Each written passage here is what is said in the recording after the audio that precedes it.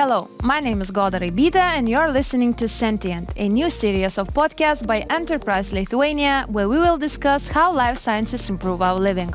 Indeed, the pursuit of any scientific endeavor is noble, but life sciences are particularly special. They pervade so many aspects of our lives, from healthcare to the environment to debates about stem cell research and even genetic testing.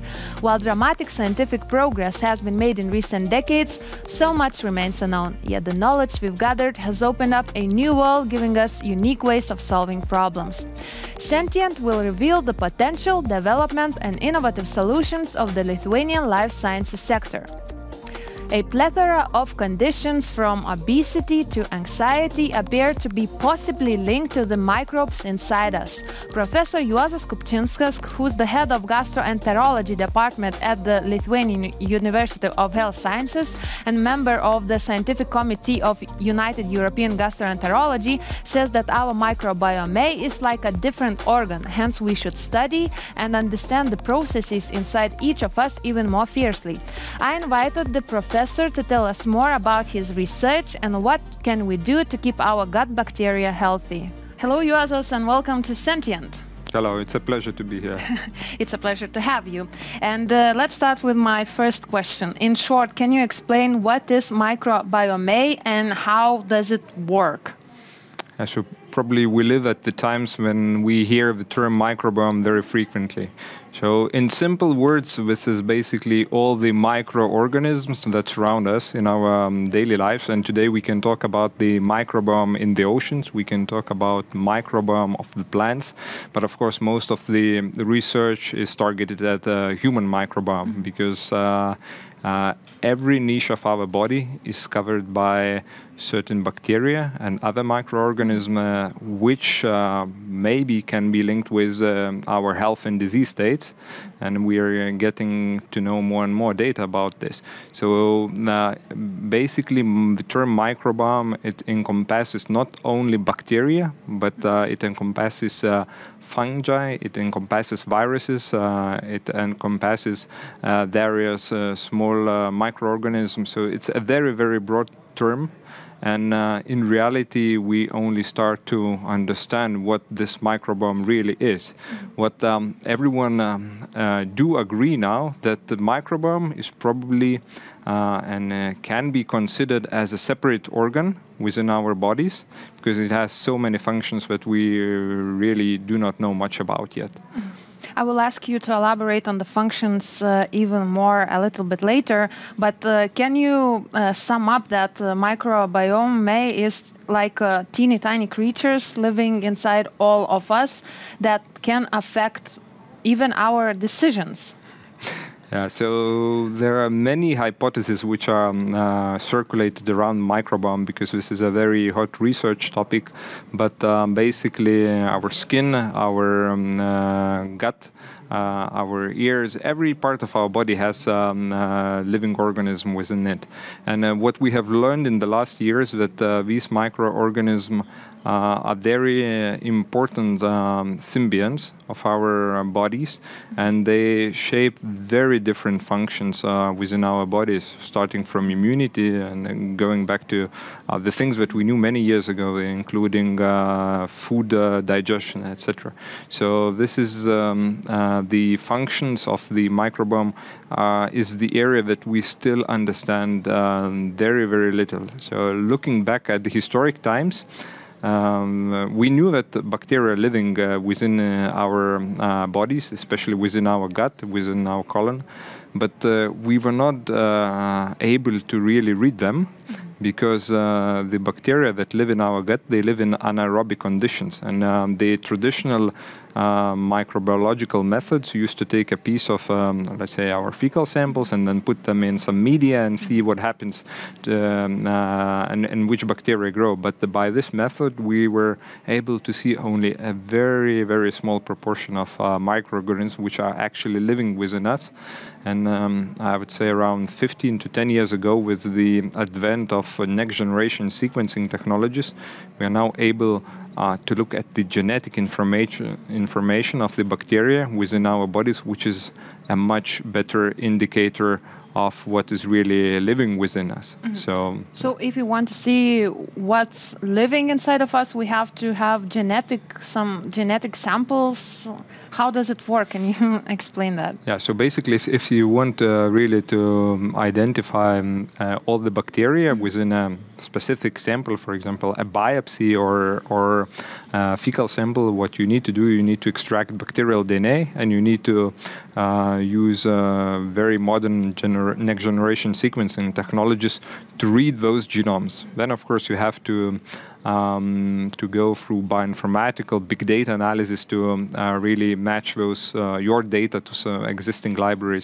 But this is basically based on genetic information of bacteria, which is the most accurate method today to really categorize certain bacteria. And there are thousands of them living within us, and as I said, we barely understand what they do. Okay, so if every organ has bacteria inside of the organ, do we have to take genetic samples from each of the organ, or is it like we can have some general testing? For example? So this is a very good question. So of course, all the microbiome research started from the fecal samples because they were easy to access. But the growing number of studies are looking at different microbiomes. So we have a separate microbiome within our mouth. We have a separate microbiome in our stomach, which is acidic, and still there are many bacteria living there. I can tell a little bit more about this later on. If we want to sample, let's say, bacteria from our colon, we also have to do invasive tests and take biopsies there. And this is the most accurate way to look at them. And this is also a challenge, and one of the things that microbiome researchers want to resolve, because currently, if you want to take biopsies from your gut, it has to be an invasive procedure. But it's the most accurate method at the moment. So can you explain me a little bit more? So we have different kinds of bacteria and fungi living inside of us. I read a couple of articles that they affect even our decision making. That I asked a little bit earlier about that. Is that true, or is that exaggerated in terms of popular science and so on? No, so what bacteria really do in our bodies, they not just live there, but they also interact constantly with our body. And each bacteria produces certain metabolites, and it has been shown in many studies that certain metabolites from bacteria can pass through our gut barrier. They can get into the bloodstream and be circulated around the body, and also enter even our nervous system. Today, there is no real evidence that those things can affect our thoughts and etc. But most of these things come from the experiments in mice, and probably the most famous one was published some 10 years ago, where researchers took feces from two twins. One of which was obese and one of them was lean, and they transferred microbiome to mice. And the one which got the microbiome from obese twin, it also developed obesity in mice. And the other one which got the microbiome from a lean twin, it remained lean. So, and there are similar experiments done with anxiety, with depression, but these are animal experiments, yeah. So these are very, very early data, and they have never been replicated in humans so far. And I think we are still quite a large way to say that microbiome may affect our minds and etc. But there is enough ground to suspect that it might be doing something. So the fact that we don't know so many things, probably for you as a scientist, is very exciting. It means that you have so many things to learn. Absolutely. I mean, when you choose your field of research, I think one of the major indicators of success is to go to the field which is hot and where is still lots of unknown things. Otherwise, if you go into research area which has been analyzed and everything is known, you probably you won't have so much energy, enthusiasm, and you won't have so many opportunities. So absolutely. So for microbiome research, everyone agrees that we are still in a very, very early stages of it. Very interesting. So you explained us that saying that our bacteria affect our decisions, it's a little bit early for such statements, but do we know other ways how our gut bacteria affect our lives, like daily lives, our maybe not decisions, but what effect does it have on us? So what we can clearly say for now, that in people who have certain diseases, like cancer, allergies, some autoimmune diseases, our microbiome is different from healthy people. And usually the finding is pointing to decreased diversity. So people who have certain diseases, they have less bacteria living within their guts. So this, but we don't know if this is the cause or this is the secondary outcome, because, for example, a person with diabetes, he has completely different metabolism, he has a different genetic background, he has he's taking medicine, so we don't know if this microbiome is linked to the development disease, or this is just a secondary outcome, and he has different microbiome because he has this disease. So this is still not unknown, but there are studies also mostly coming from animal studies, but they're also now complemented by results from human studies which show that bacteria can really initiate certain immune responses within our bodies, and throughout those immune responses, probably we can develop certain diseases. So this is one of the major areas of research which is driving the whole microbiome field, how this immune responses shape our bodies in the long run. But yet clinically meaningful answers we are not able to provide. But again, this is go. Yeah, but this is, I think, the interesting part, and many discoveries will come in this area. What about neurodegenerative diseases? Is it the same that we know that they have different microbiome, but we don't know if that's the cause of the diseases? Because I've read some articles that treating gut bacteria can help treating and maybe even curing neurodegenerative diseases such as Alzheimer's, for example, but maybe that's also a little bit too much exaggeration. So it's probably still too early to say these things, but those observations come from the studies where they see different microbiome profiles in patients who have Parkinson's disease. And there are also studies which show that if you, for example, transplant microbiota from a patient who has Parkinson's to mice develop later on some changes in their brain that mimic the ones which happen in humans. But again, this is early data. They need to be replicated, and we really need to understand what's going on.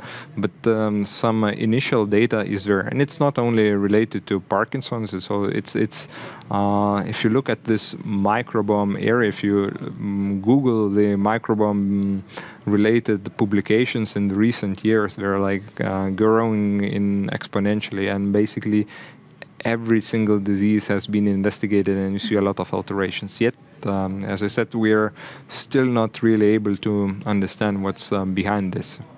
For the sake of scientific accuracy, you mentioned the microbiota, a term. What is the difference between microbiota and microbiome? They're usually mixed and used instead of each other, but basically when we talk about the microbiota, refers to the organism themselves, and microbiome refers not only to the microorganism but also to their genomes. So because currently research is very largely dependent on this genetic data, because that's how we classify. But these two terms are often mixed, and even researchers sometimes mix them up. But so it's microbiome also encompasses the data on genetic information. So if we now, when I'm interviewing you, if I use use the term microbiome. I am correct. Yeah, okay. Absolutely. So I want to know more about your research and your studies. What are the key questions driving your studies, your scientific work? So we are privileged to be gastroenterologists. These are the doctors who deal with gastrointestinal tract, because we have access to all the niches, to the colon, to the stomach, and we can look at these data very much in detail through our patients and the methods that we have to access it. But basically we are focusing on two groups of patients in our studies: on inflammatory bowel disease. This is an autoimmune condition which affects our gut. And the other group of diseases that we are looking a lot is gastrointestinal cancer, which is also a huge burden and a big problem. So looking historically, I think our group was the first one to depict Lithuanian microbiota or Lithuanian microbiome.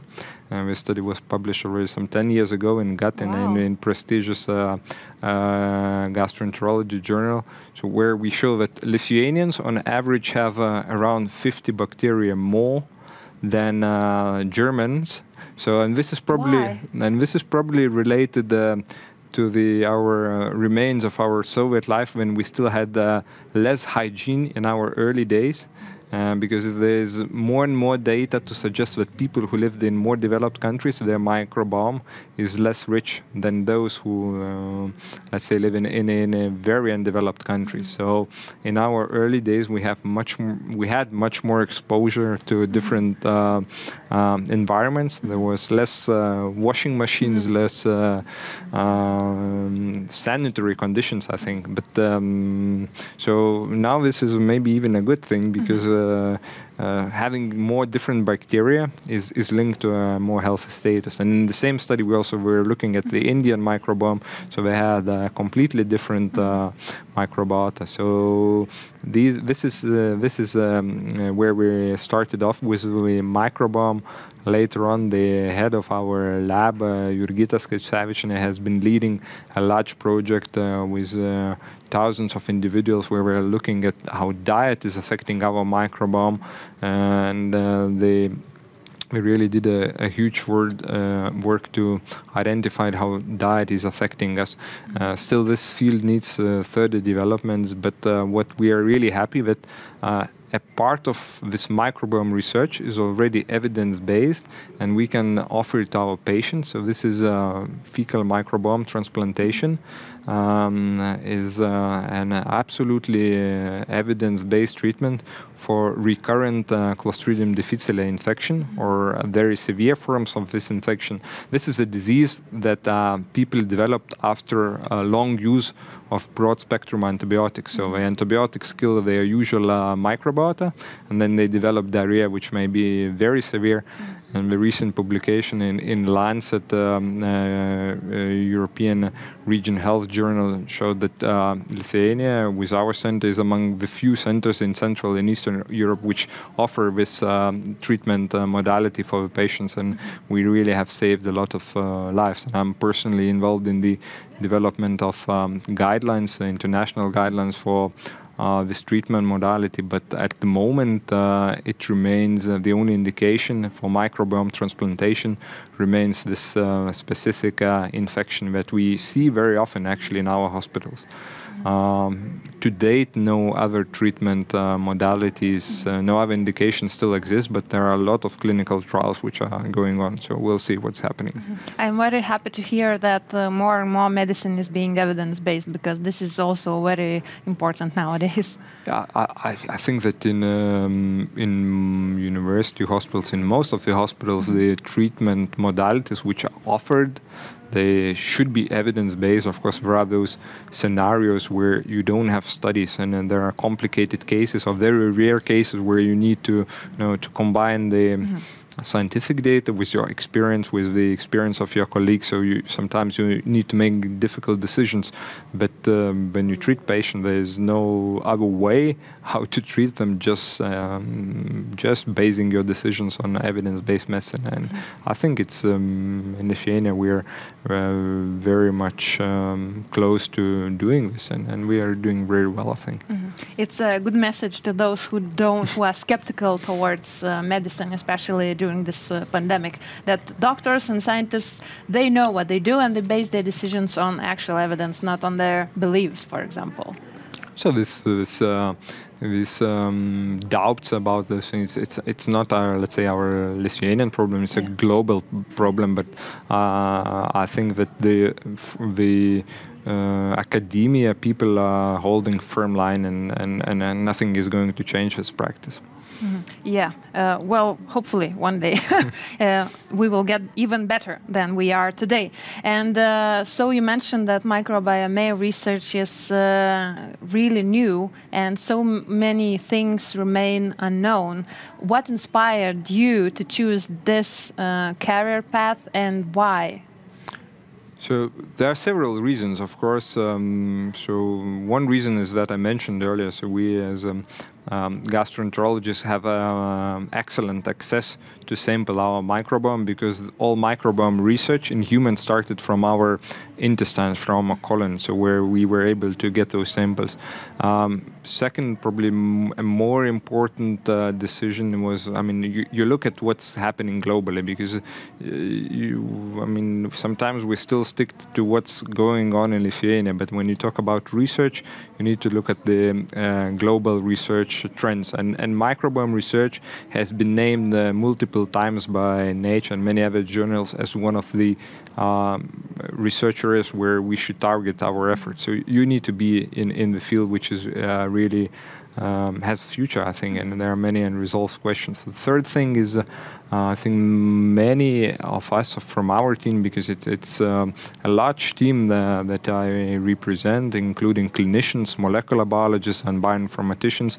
Many of us have been trained at different life stages abroad, doing PhDs or postdoctoral studies, and our research partners abroad, they were also dealing with microbiome. So it's different reasons that led us into this field, and we are very happy to be in it, because I think that it's still very, very early infant. And you can help growing the infant into a baby. Yeah, let's hope. So we touched this topic a little bit, but as a science journalist, I always want to talk about pseudoscience and conspiracy theories and so on. And microbiome is actually a kind of a popular topic amongst pseudoscience enthusiasts, so to say. What pseudoscientific myths regarding microbiome would you like to touch? Yeah, there are probably several, and a couple of them are very common. So what is happening with microbiome right now is that there is a lot of belief that this microbiome is responsible for different diseases like Alzheimer's, Parkinson's, cancer, etc., etc. So what's happening with microbiome right now, I think it's the same as with after the discovery of DNA, of the genetic information, when everyone said, yeah, we will be able to explain every single disease by our genetic code. And it turned out that those genetic disorders account only for a very small proportion of all the diseases. So microbiome is in this phase where everyone is trying to link it to different diseases. So there is a lot of this fuss around it. So it's, to date, we don't have any evidence that the microbiota causes complex diseases, including allergies, etc. So this is, everything is still at the hypothesis level. So this is one of the myths. The other thing which is very much talked about is this good and bad bacteria, because we constantly hear this, you need this good bacteria and this bacteria is bad. Especially from those who sell some kind of pills. Yeah, so this is a very hot topic, and so we need to again discriminate what's evidence-based and what's not in this field, because within our bodies we have thousands of different bacteria. I don't talk about viruses, for example, or fungi. We know even less about them. But to say which bacteria are bad and which are good, we are still probably not able to, because all of them have different functions. And this is the complex part of the research, is to see which bacteria is actually doing what. Because we all are now living together in one pack. So you take a sample, small sample of a small biopsy, and you find 1,000 different bacteria. So which bacteria is doing what, we don't know, and which one is guilty for something. I'm sure that we will find something, some interactions, but today to say which bacteria are bad and which are wrong, so this is a little bit too early. Of course, we know for many years that some bacteria like salmonella, if you eat poultry with salmonella, you will get a disease, and this is really bad, etc. So we know those classical pathogens for many years, but those new ones, what those hundreds of bacteria do, it's still too early to talk about. So since many influencers, especially during this pandemic, I've noticed even in Lithuania, they advertise different pills with some kind of microbiome treatment, treating the bad bacteria. What do you recommend doing to people who see these kinds of ads everywhere on social media, and how to know what's real in this world, increasingly full of fake? Actually, I think anyhow you should, if you have a certain disease or condition and you want to change it and improve it, and there is no way how to consult your doctor.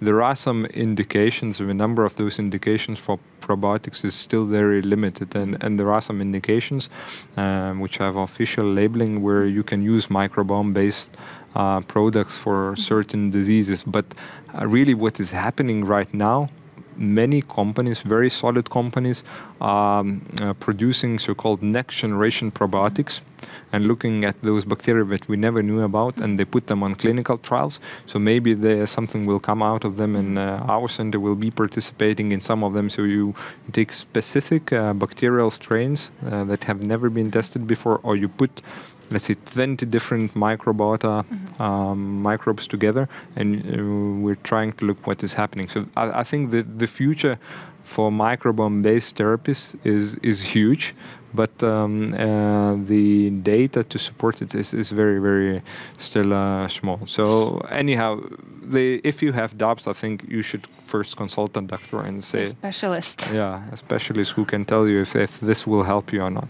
So that's probably the... as with any health issue, you should consult a professional, I think. So since science is not only about the past or about the present, but also about the future, what open questions would you like to be addressed in your field, and would you like to address them yourself? And so looking, I mean, globally, there are two things which researchers need to understand. So one of the things is to understand how those bacteria interact with each other. And there the big question is how those bacteria interact with our body. So this is, let's say, a very on a broader sense. What we are doing in our lab, we're having several different projects. One of them is targeted towards circulating blood microbiome, because historically we knew that our blood is a niche which is sterile, but lately quite good data show that even with our blood we have some bacterial traces, and probably it is so that some bacteria from our stomach, from our gut, can get transferred to the bloodstream. But our immune system just manages and then they go away. But there are some diseases where this barrier between our gut and the blood is impaired, and then large amounts of bacteria can be translocated, and this can be linked to. So there is an area where we are working quite intensively. We are also looking a lot at the stomach microbiome, because it's acidic environment, but we know now for nearly 40 years that there is Helicobacter pylori infection, which the founders of it have been awarded Nobel Prize. But next to this infection, there are also many other bacteria which might explain the disease course. We are looking at the stomach microbiome, and we also have running several projects on microbiome modulation, again trying to see new modalities, how we can modify our microbiomes in less invasive, let's say, manner than we do it now. So.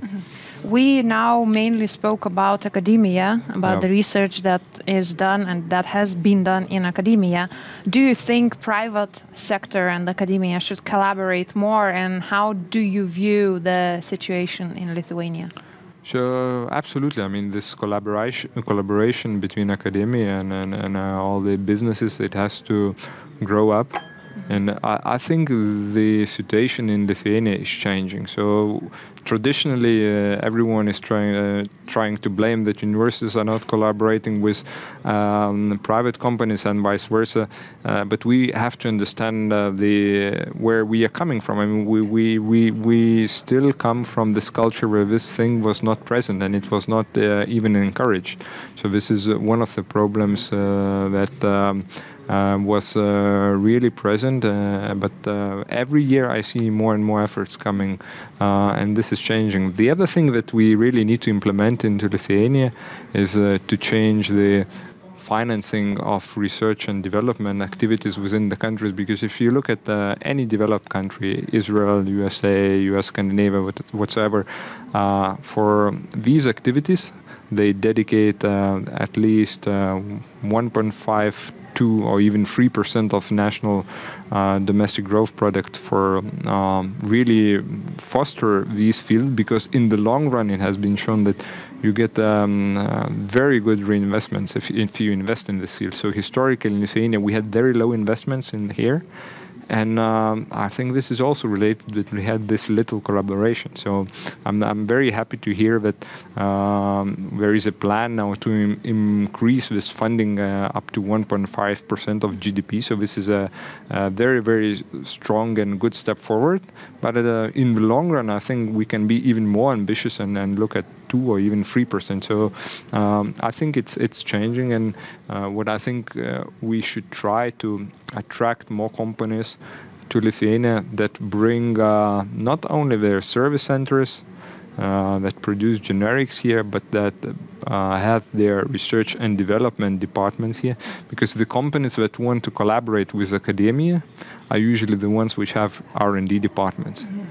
So this is the key for collaboration between academia and this let's say health sector. So there I think we need to improve on both sides, at university level and at industry level, but our recent experience shows that it's changing, and you really start talking and start having projects with private companies as well. And my final question, what is that I can do to keep my gut bacteria healthy, and should I do anything? Yeah, this is what's also very hot question also among the patients. Those who read a little bit about microbiome, they come to us with their microbiome sequencing data and they put this 1,000 bacteria on our table and they say, so what do I do with this? And this is a very difficult question to answer, because to date we don't know, as I said, what are really those good bacteria and what are those bad bacteria. We know that there are, let's say, 4 enterotypes in general among people, but which of these enterotype is going to make you healthy and which one is going to cause you, for example, allergy or cancer, we don't know yet. So this is one thing. But what early studies suggest that there are, I think, 3 things that everyone is talking about.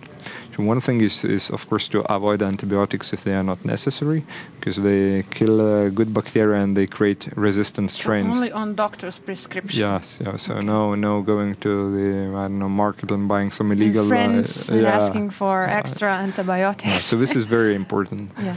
The other thing is some also epidemiological studies show that people who have pets, they have a more richer microbiome. One of our major collaborators in Germany, he bought cats on purpose for his kids in order to, So, but this is not evidence-based. It's just again observation that let's say people who live in rural areas or those who have pets, they have a more diverse microbiome, and it's diversity is linked to more health.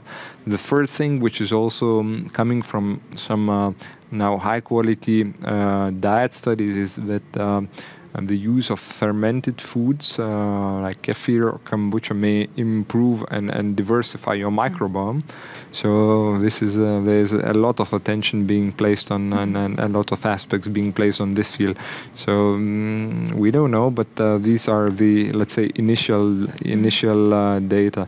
And also let your kids play in the playgrounds and get a little bit dirty. You shouldn't be too much stressed about this, because this contact with bacteria in your early life stages seems to be really beneficial, because all the bacteria that we gain, they seem to train our immune system, and we are able then early to recognize which is parts of our body which is foreign. So this is which is when we see someone just cleaning hands after touching every single thing, it probably is not the right strategy right now. So there are some suggestions from microbiota researchers on this field, but we'll see. I think there might be more evidence coming in the next 5 to 10 years, and we're really waiting for those results. So probably the best advice to our viewers and listeners would be to remain open yet skeptical towards what they are seeing in ads. Yeah, I think keeping a critical mind on whatever is happening in your life is one of the most important things. So the same applies to microbiome. On that positive note, thank you for coming to Sentient. Thank you for inviting me here. The podcast is brought to you by Life Sciences Baltic, the largest international life sciences forum in the Baltic countries, organized by Enterprise Lithuania, funded by the European Union structural funds. While presenting the potential of the Lithuanian life sciences sector, the forum provides different digital experiences for life sciences companies, startups, and academia.